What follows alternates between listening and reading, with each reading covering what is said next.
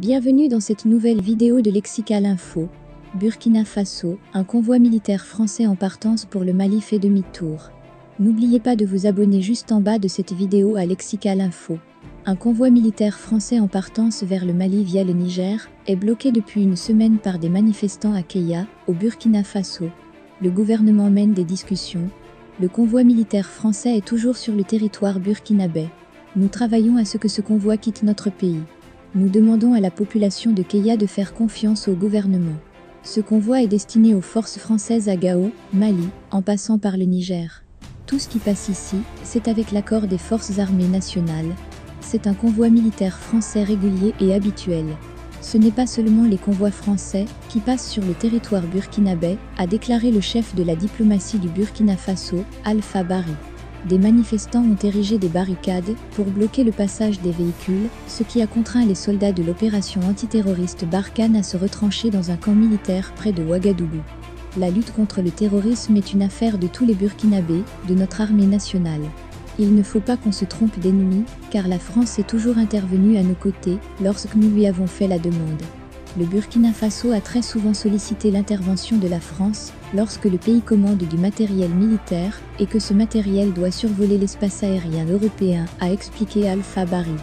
Le ministre des Affaires étrangères a ajouté 2 points, la France a plusieurs fois usé de son poids afin que le matériel arrive à bon port sur notre territoire national, rappelant que la relation entre le Burkina Faso et la France est une relation d'amitié et de coopération.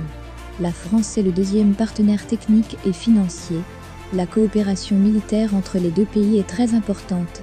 Pour apaiser la tension de la population, le convoi militaire français a fait demi-tour en attendant un apaisement, avant de poursuivre sa route vers le Mali via le Niger.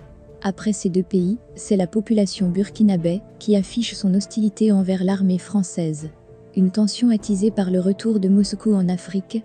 On voit de plus en plus de manifestants brandir le drapeau de la Russie et s'opposer à la présence militaire française en Afrique francophone. Ce fut le cas en octobre à Bamako au Mali, lors d'une marche, et avant en Centrafrique, poussant Paris à accuser le Kremlin.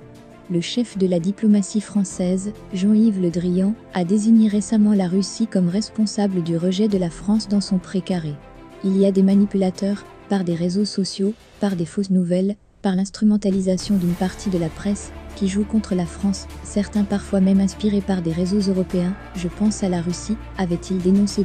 Assise sur des acquis et un logiciel périmé, Paris a pris du retard dans la guerre de l'information, refusant toujours de prendre en compte 3 nouveaux paramètres, devenus essentiels, le renouvellement de son logiciel communicationnel, l'influence et la société civile.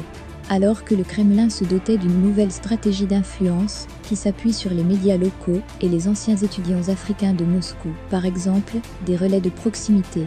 Merci pour votre aimable attention et n'oubliez pas d'activer la cloche de notification pour recevoir les prochaines informations.